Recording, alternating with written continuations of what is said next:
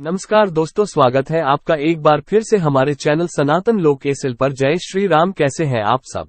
जब जब धरती पर पाप बढ़ता है तब तब भगवान नारायण किसी न किसी रूप में पापियों का विनाश करने के लिए धरती पर अवतार लेते ही हैं। चाहे वो सतयुग हो, त्रेता युग हो या द्वापर, भगवान ने हर बार युग के अंत में अवतार लेकर पापियों का विनाश किया ही है। और अब कलयुग चल रहा है, तो कलयुग में भगवान कब अवतार लेंगे और किसका वध करेंगे, तो इन्हीं सवालों का जवाब देने वाले हैं हम आज के इस वीडियो में। तो वीडियो स्किप बिल्कुल भी मत करिएगा। इस वीडियो में आगे बढ़ने से पहले आपसे एक छोटी सी रिक्वेस्ट है, इस वीडियो को लाइक और शेयर जरूर करें। और अगर आप चैनल पर नए हैं तो इस चैनल को सब्सक्राइब करें और नोटिफिकेशन बेल आइकन पर क्लिक करें। दोस्तों, शास्त्रों में वर्णित है कि हर युग के अंत में जब पाप और अन्याय अपने चरम पर होता है तो भगवान नारायण उस युग का अंत करके नए युग की नींव रखने के लिए अपना अवतार लेते ही हैं।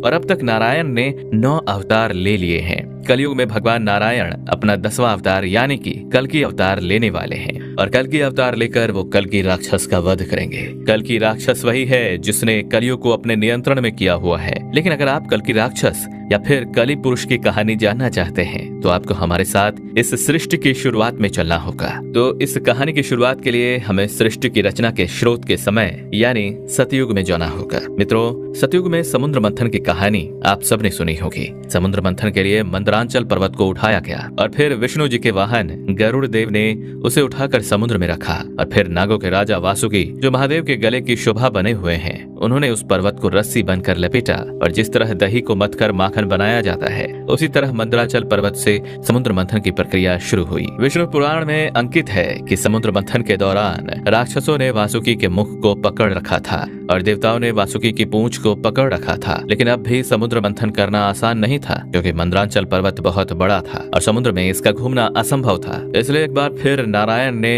अपनी युक्ति लगाई और कछुए का अवतार धारण किया। कछुए का अवतार लेकर नारायण ने मंदरांचल पर्वत को अपनी पीठ पर रखा और फिर वासुकी नाथ की सहायता से मंथन शुरू किया गया। सभी जानते हैं कि समुद्र मंथन में से बहुत कीमती रत्न और बहुत सारे कीमती आभूषण निकले थे। लेकिन सबसे पहले समुद्र मंथन में से जो बाहर आया था वो सभी की परिकल्पना से परे था। समुद्र में सबसे पहले हलाहल विष निकला, जो बहुत विषैला और तेज विष था। हालांकि नारायण इस हलाहल के बारे में पहले से जानते थे, लेकिन अगर वो देवताओं और राक्षसों को इस बारे में बता देते तो ना तो देवता और ना ही राक्षस समुद्र मंथन में नारायण का साथ देते। और अगर समुद्र मंथन नहीं होता तो नारायण लक्ष्मी को कैसे ग्रहण कर पाते।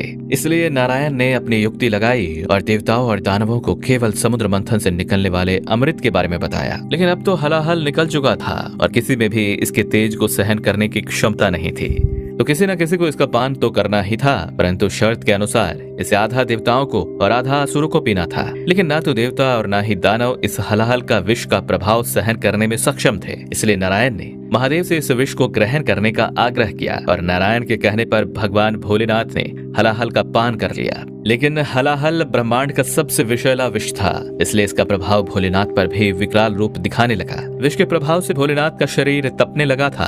तब नारायण ने शक्ति रूपी देवी पार्वती को उनके प्रेम की शक्ति का स्मरण कराया और पार्वती ने अपने तेज से हलाहल को भोलेनाथ के गले में ही रोक दिया। अब जब विष गले में ही अटक गया था तो इससे भोलेनाथ का कंठ नीला पड़ गया और तभी से महादेव को ब्रह्मांड में नीलकंठ के नाम से बुलाया जाने लगा। लेकिन इसी बीच ये विष कहीं और भी गिरा था। अब अगर आप ये सोचते हैं कि कलि पुरुष कलयुग में ही जन्मा है तो आप गलत हैं। कलि पुरुष का अस्तित्व सृष्टि की शुरुआत से ही है। और जब महादेव विष का पान कर रहे थे तब इस विष की कुछ बूंदे राक्षस कलि के मुख में जा गिरी, जिससे कलि का शरीर तो खत्म हो गया, लेकिन उसका प्रभाव अभी भी बाकी था। इसके बाद भी समुद्र मंथन में से कई कीमती रत्न निकले, जिनमें से कामधेनु को स्वर्ग में स्थान दिया गया और एरावत जैसे दिव्य हाथी को राजा इंद्र को दे दिया गया, जिसे देवताओं ने रखा। कामधेनु गाय को राजा बलि ने ग्रहण किया। फिर जब समुद्र मंथन में से कौस्तुभ मणि और शंख बाहर आए तो इन्हें इनके स्वामी यानी नारायण ने धारण किया। और फिर संजीवनी बूटी निकलने पर इसे पृथ्वी में स्थान मिला। ये वही संजीवनी बूटी थी जिसने त्रेता युग में श्री राम के भाई लक्ष्मण जी के प्राण बचाए थे। अब समुद्र मंथन में से जो बाहर आया ये वही था जिसके लिए असल में नारायण ने समुद्र मंथन कराया था। जी हाँ, सही समझा आपने। अब समुद्र मंथन से धन संपदा लेकर नारायणी यानी कि देवी लक्ष्मी जी बाहर आई। लक्ष्मी जी ने स्वयं आकर विष्णु जी से विवाह किया और फिर चंद्रमा के निकलने पर इसे महादेव के मस्तक की शोभा बनाया गया। और आखिर में समुद्र में से निकला अमृत, जिसके लिए दानव और देवताओं ने ये समुद्र मंथन किया था। भगवान धंतवरी खुद अपने हाथों में अमृत का कलश लेकर समुद्र से बाहर आए। अमृत को देखते ही देवता और दानव अपनी सूध बुध खो बैठे और आपस में अमृत को पाने के लिए छीना झपटी में लग गए। इस छीना झपटी में धंतवरी के हाथ से कलश के हिलने की वजह से अमृत के कुछ बूंद समुद्र में गिर गई। ये बूंदें जिस स्थान पर गिरी थी वो स्थान आज उज्जैन, नासिक और प्रयागराज के नाम से जाना जाता है। और आज भी मान्यता है कि हर 12 साल के बाद यहाँ पर फिर से वही अमृत प्रकट होता है और ये वही समय है जहाँ कुंभ का मेला आयोजित किया जाता है। और प्रयागराज में स्नान करने से असाध्य रोगों का नाश हो जाता है। लेकिन इसी छीना झपटी में अमृत की बूंदें कहीं और भी गिरी थी, जो आज इस सृष्टि के विनाश का कारण है। जी हाँ, हम बात कर रहे हैं कलि पुरुष की। कलि पुरुष जो हलाहल विष से मर गया था, अमृत की बूंदों के मिलने से वह फिर से जिंदा हो गया, लेकिन उसे अब तक शरीर नहीं मिल पाया था। कल की पुराण की माने तो कलयुग के अंत तक कलि पुरुष को अपना शरीर वापस मिल जाएगा और फिर ये अपनी पूरी शक्ति के साथ ब्रह्मांड में अपना आतंक मचाएगा। जैसा कि हमें पता है कि कलि पुरुष अभी तक अपने भौतिक शरीर में नहीं है, लेकिन ये उसी की शक्तियां हैं जिसने सभी मनुष्यों को अपने अधिकार में किया हुआ है। और उसने अपनी शक्ति काम, वासना, क्रोध और मोह, अहंकार, झूठ का जाल इंसानों में फैला रखा है। कल की पुराण में वर्णित है कि जैसे जैसे समय बीतेगा और कलयुग अपने चरम पर पहुंचेगा और कलि पुरुष अपने शरीर को वापस ग्रहण कर लेगा, जैसे जैसे धरती पर पाप बढ़ता जाएगा वैसे वैसे कलि पुरुष को अपना शरीर और शक्तियां वापस मिल जाएंगी और फिर धरती के सभी पुरुष कलि राक्षस के बस में हो जाएंगे और चारों ओर अधर्म और अन्याय फैल जाएगा और तब कलयुग अपने चरम पर होगा।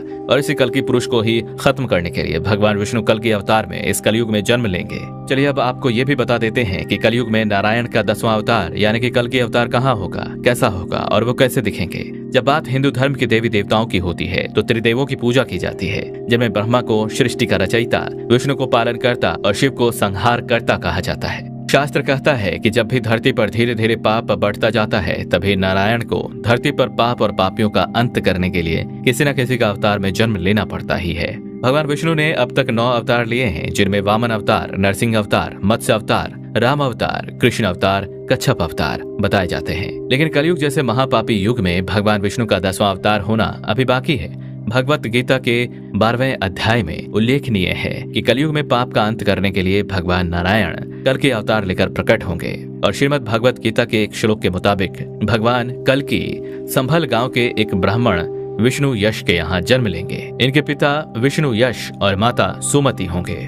साथ ही इनका साथ देने के लिए शंख, चक्र और शेषनाग इनके भाई सुमंत प्राज्ञ और कवि के रूप में जन्म लेंगे। और इनके पुरोहित याज्ञवल्क्य जी होंगे और इन्हें शिक्षा खुद भगवान परशुराम जी से मिलेगी और देवदत्त नाम के घोड़े पर बैठकर सभी पापियों और कल के राक्षस का अंत कर देंगे और सतयुग जैसे नए धर्मयुग की स्थापना करेंगे। लेकिन अब सवाल है कि आखिर कल की भगवान जनमानस के सामने कब आएंगे।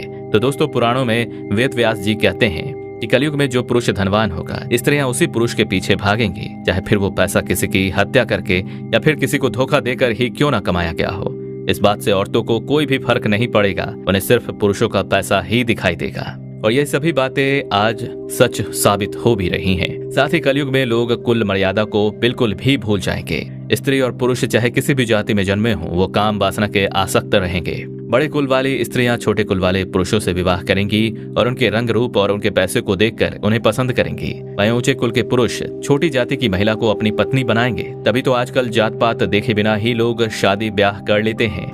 इतना ही नहीं, कलयुग में पति और पत्नी की एक दूसरे पर बिल्कुल भी विश्वास नहीं करेंगे। शादी के बाद भी पति पत्नी पर पुरुष और पर स्त्री पर नजर डालेंगे और उन्हें अपना बनाने के लिए साम दाम दंड और भेद अपनाएंगे। वहीं कलयुग के अंत तक पति और पत्नी के बीच में सामंजस्य बिल्कुल ही खत्म हो जाएगा। पत्नियां अपने पतियों को अपना दास बनाना चाहेंगी। पत्नी अपनी मनमानी करने वाली, पति की बात ना मानने वाली और खर्चीली होंगी। सतयुग में जहाँ पति को देवता बनाकर पूजा जाता था, वही कलयुग में पत्नियां अपनी पति को बेकदरी करेंगी।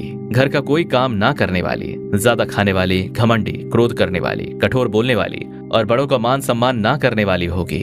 वही पतियों से घर का काम कराने से लेकर अपने पैर तक दबाने को कहेंगी। वही पति अपने पत्नियों के साथ गलत व्यवहार करेंगे और दूसरी औरतों की इच्छा को मन में रखेंगे। कलयुग के पति पत्नी कभी भी एक दूसरे से संतुष्ट नहीं रहेंगे। कलयुग में स्त्री पुरुष दोनों हाथों में लड्डू लेकर चलने वाले होंगे। वह स्त्री पुरुष धर्म के कार्य भूलकर भी नहीं करना चाहेंगे। एक दूसरे का अपमान करना, एक दूसरे की निंदा करना, चीखना, चिल्लाना, गाली देना और मारपीट करना इनके आचरण का हिस्सा रहेगा। कलयुग के स्त्री पुरुष शादी को एक मजाक समझेंगे और जब चाहे वो शादी कर लेंगे और अपनी मन के मुताबिक शादी को तोड़ भी देंगे। रिश्तों का मजाक बनाने वाले स्त्री पुरुष कलयुग में बहुत ज्यादा होंगे। पत्नियां अपने साथ ससुर और अपने ससुराल वालों से दूर रहना चाहेंगी। ये स्त्रियां छोटे कद की होंगी और 7 साल की कम उम्र में मां बन जाएगी। 10 साल की उम्र में स्त्री पुरुषों के बाल पक जाएंगे और 12 साल में इन्हें बुढ़ापा आ जाएगा। स्त्री पुरुषों के शरीर पर ज्यादा बाल होंगे और इनके कपड़े और सोच दोनों छोटे होते चले जाएंगे। कलयुग के पुरुष मदिरा पीने वाले, वैश्यालय जाने वाले, गाली गलौज, मारपीट करने वाले रहेंगे। ये धन कमाने के लिए किसी भी हद तक गिरने को तैयार रहेंगे और अपनी काम आसक्ति में इतना गिर जाएंगे कि माँ, बहन, पत्नी, बेटी किसी का भी लिहाज नहीं करेंगे। कलयुग में जो औरत सुंदर होगी, जिसके केश लंबे होंगे, वो सभी पुरुषों को अपना दास बनाना चाहेंगी और पुरुष स्त्रियों के भोग विलास का साधन बन जाएंगे। कलयुग में प्रेम को उपहास बनाकर रख दिया जाएगा। लोग एक दूसरे से झूठे प्रेम का नाटक करेंगे और उनसे धन ऐंठेंगे। तो क्या सचमुच में कलयुग चरम पर है? कलयुग का अंत कब होगा ये भी समझ लेते हैं। तो दोस्तों, सतयुग, त्रेता युग और द्वापर युग के बीतने के बाद कलयुग की शुरुआत हुई और वेदों पुराणों की माने तो कलयुग की उम्र 4,32,000 वर्ष मानी गई थी। लेकिन जब द्वापर युग के खत्म होने के बाद कलयुग के सिर्फ 51,900 वर्ष ही बीत गए हैं। फिर भी लोग कहते हैं कि कलयुग खत्म होने वाला है, जबकि कलयुग के अभी 4,26,881 वर्ष बाकी है। तो क्या सचमुच में कलयुग की उम्र कम हो गई है? अगर हाँ, तो जल्द ही भगवान कल्कि का जन्म भी होगा। कलयुग चारों युगों का सबसे भयानक और छोटा युग है। इस युग के खत्म होने के साथ सृष्टि का भी अंत हो जाएगा और तब जाकर फिर से एक बार सभी युगों का चक्र वापस चलेगा और कल्कि भगवान अपने घोड़े पर सवार होकर कल्कि राक्षस को मारकर सतयुग की नींव रखेंगे। दोस्तों, उम्मीद करते हैं कि कलयुग के बारे में जितनी भी जानकारी हम आपको दे सकते थे आपको मिल गई। तो दर्शकों, उम्मीद करता हूं कि आपको हमारी ये वीडियो पसंद आई होगी और पसंद आई हो तो ज्यादा से ज्यादा लाइक और शेयर करें। साथ ही ऐसे ही और धार्मिक कथाओं के लिए सनातन लोक SL अभी सब्सक्राइब कर लें। आज के लिए इतना ही। आपका बहुत बहुत धन्यवाद।